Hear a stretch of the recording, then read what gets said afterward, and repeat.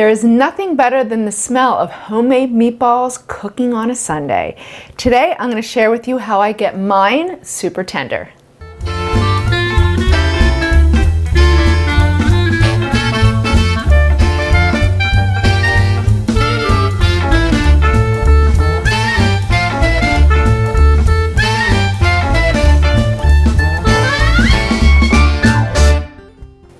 Hey guys, so first to get started on my homemade Sunday meatballs, you want to grate one small Spanish onion. So by grating the onion, we're going to actually fold this into our meat mixture. It's going to give the meat lots of juicy flavor. You won't taste raw onion. It just makes them nice and moist. All right, about a third cup. So I'm going to put that into my large bowl and we're going to get all the ingredients and make our meatballs. So when I was growing up in my teenage years, obviously that's when I fell in love with cooking. Well, I thought since I'm Italian, there's two things I need to know how to cook.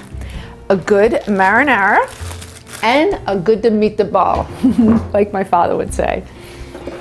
And I worked on them for years, and I think I mastered it. So you be the judge. So I have meatloaf mix, which is just pork, veal, and 80% chuck beef into the bowl. I like to use the 3 combo. Then we have some breadcrumbs, so Italian style breadcrumbs. I don't use a lot of breadcrumbs. I don't want them to be bready. Just enough where it holds together. Granulated garlic and tomato paste. So growing up, my family would toss ketchup in there. I just couldn't do it. So I decided I did love that tomatoey boost of flavor in the meatballs. Before it actually hits the sauce, tomato paste is perfect because you had that concentrated tomato flavor. 1 egg, that's our binder. So you just want to whisk that. You need a fork.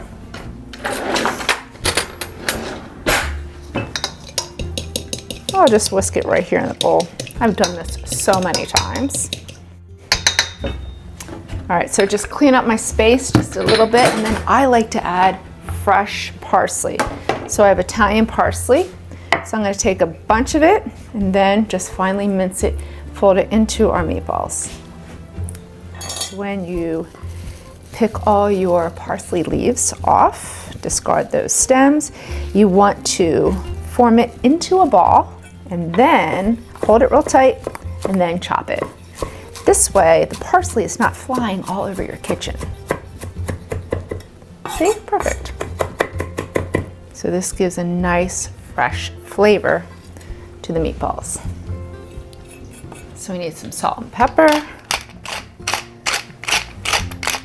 And now you don't want to over mix the meatball mixture. However, you do want to evenly combine all those flavors so that way each meatball tastes delicious.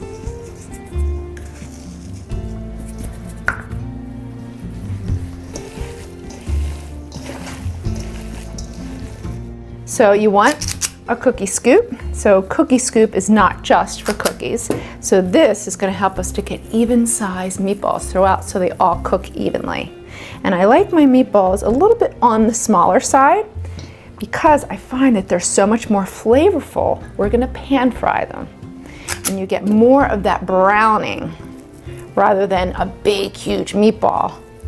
You get that beautiful browning all the way around, and it just sort of penetrates throughout in the middle as you pan fry them.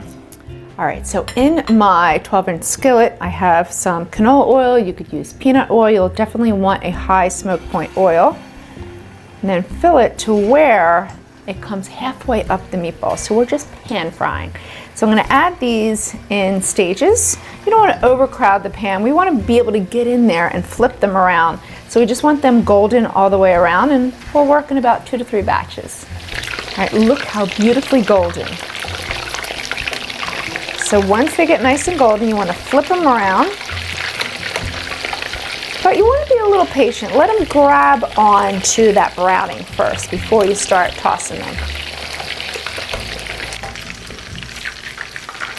All right, so our meatballs are perfectly browned out of the fire. And then you just want to hit them with a little spritz of salt, just a little sprinkle.